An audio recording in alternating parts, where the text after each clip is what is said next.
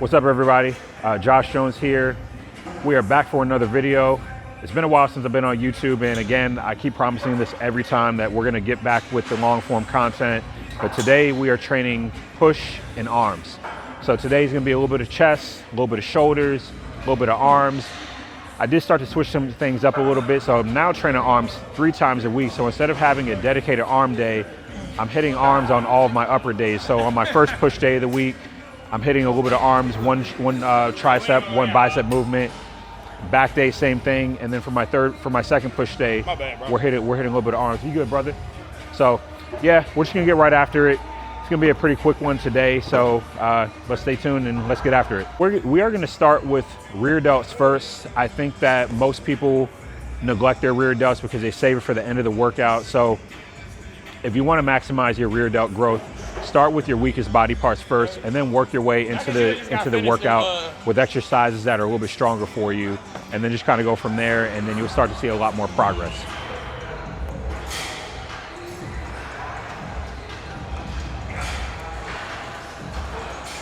Okay, so this first exercise is a rear delt pull down. So it is combining a face pull and a lat pull down using a lat pull down bar. The advantage to this exercise is that there are several people who do not connect well on pec deck flies. And this allows you to put yourself in a position to where you can keep your scapula protracted. So just meaning keeping your shoulders rolled forward. So that way you can put tension on the rear delt, driving your elbows back instead of driving down towards your chest. That's gonna target your upper back. Your seasons of your life when you can't really, when you don't have meals with you, I think it's super important to just stick to the same principles: whole foods, protein first, some carbs, and some fiber, just so you can get your micronutrients in.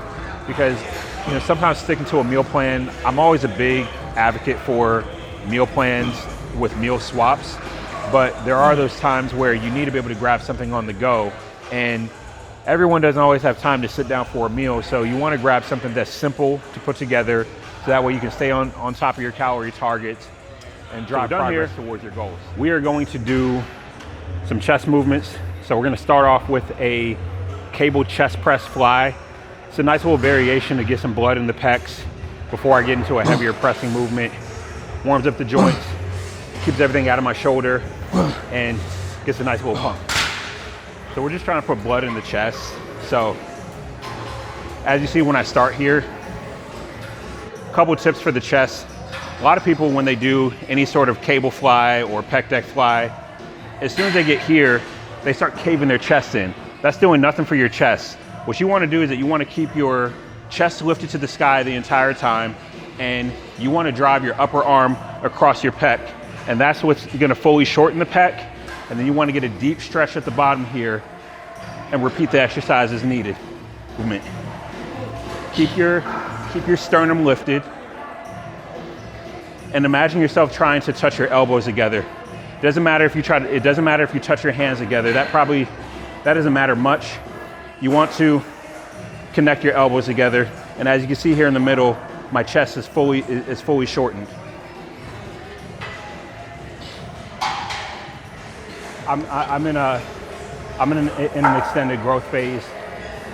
Earlier in the year, my plan was to step on stage later on this year, but I decided that I needed a little bit more time. Went through a little bit of like a funk, had a little bit of depression, and I wasn't on top of my meals. I was going to the gym only 3 days a week some days, and I had the time, but I just didn't have the motivation. It's something I like to tell anybody who is new to the gym, or even for somebody who is advanced, who's been in the gym for a while. Motivation is not always going to be there, but it needs to be done. So the best thing I can tell you to do is just go when you don't feel like it. Talk to some people that are close to you so you can kind of work through your thoughts. Especially if you're a guy, don't try to handle things on your own. It just never ends well, because then you start making some very impulsive decisions, and then you regret your decisions later.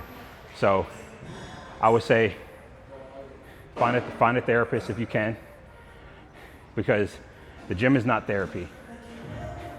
Too many people get so obsessed with the gym for so long, and they feel that if they're not in the gym, they're not progressing, and that's the exact opposite. You know, I was that guy training 6 days a week, and I felt like if I wasn't doing more, I was making myself regress, and actually it was the opposite because I wasn't recovering. I was doing too much volume, I was adding extra sets, I was changing my workouts all the time, and I was never finding something that I was strong at and that I could connect with. Once you find the exercises that you connect with best, ride those out for you as long as you can.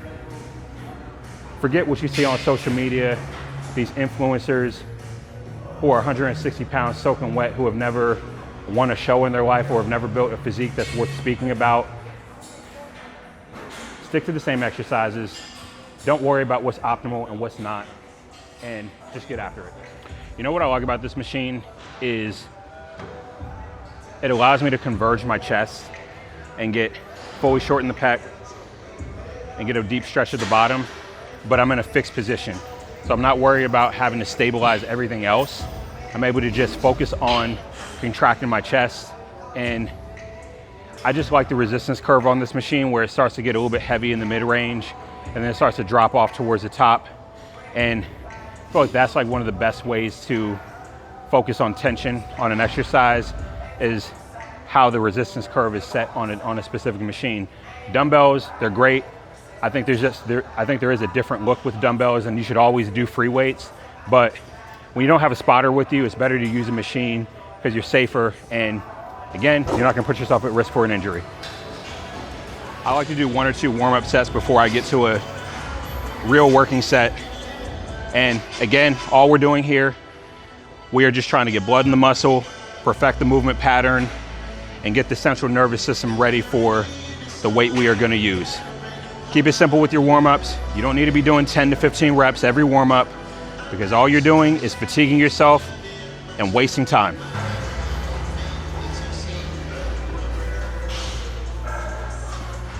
So I'm probably gonna go up because I usually stick to 3 plates per side. I got like 10 reps last week, so we're gonna try to match those reps. I'll probably grab a spotter for this just so I can get the weight out of the bottom, because I feel like you spend a lot of energy trying to get the weight out of the hole, which is gonna negatively impact the quality of your set. You'll probably lose some reps. Yes, so yep, grab a spotter.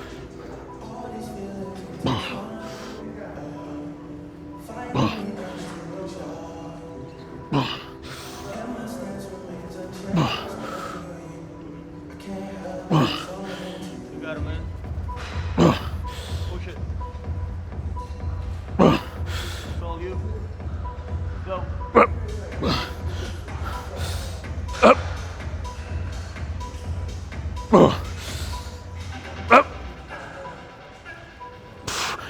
Give me one more.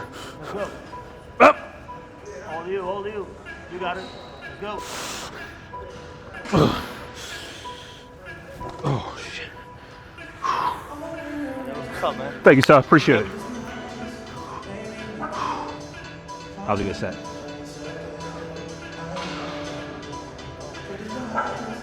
I think changing up the handles a little bit, it felt a little bit more comfortable. It didn't feel as heavy at the bottom, because my first 2 warm-up sets, I'm like, why does this weight feel so heavy?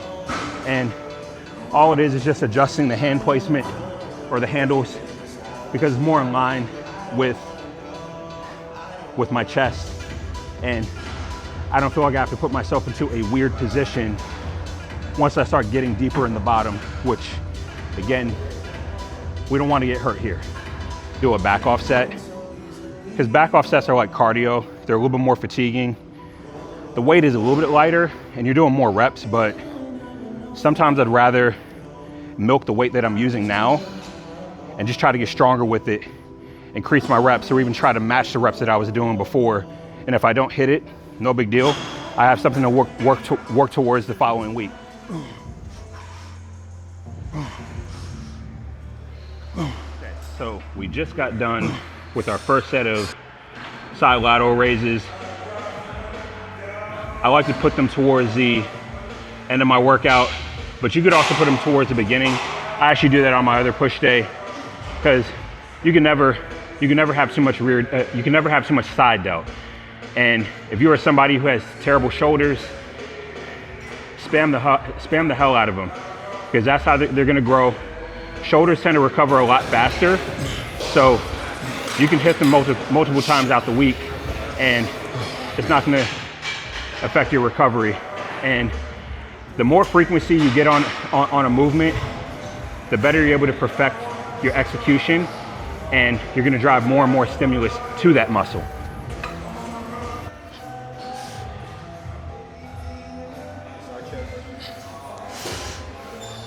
Come on. There we go. Yep.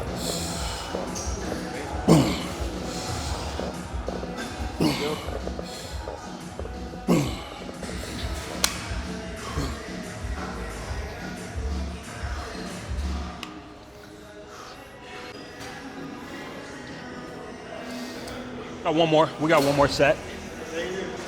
Yeah, we'll probably stay here. All right.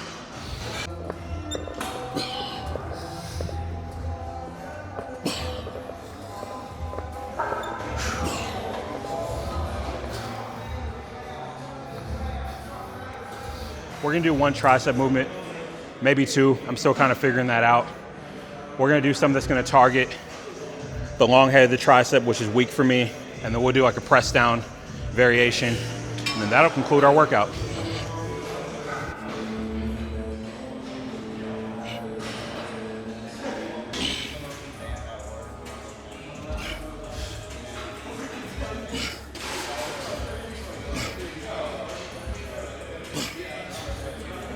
Yes, so this is gonna be the last exercise, finishing off with a tricep dip. When I train triceps, I like to train something that's going to hit it in the lengthened range and also in the shortened range, which is usually gonna be some type of a press down. You are gonna hit it a little bit in the lengthened range as you start to go a little bit higher with your elbows, but the key here is to make sure that you don't let your shoulders overpower the movement, because all it is literally just trying to hinge at the elbow and press down and flex your tricep.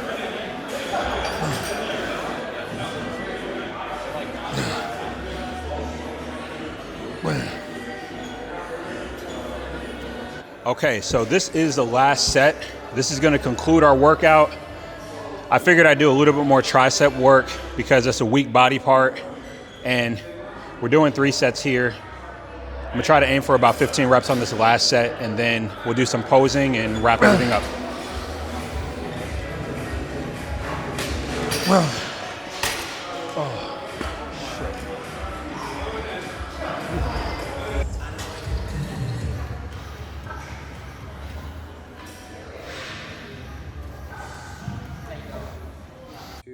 Yep. Yeah.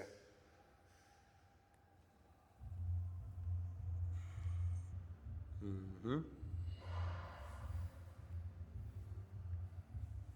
Mm-hmm.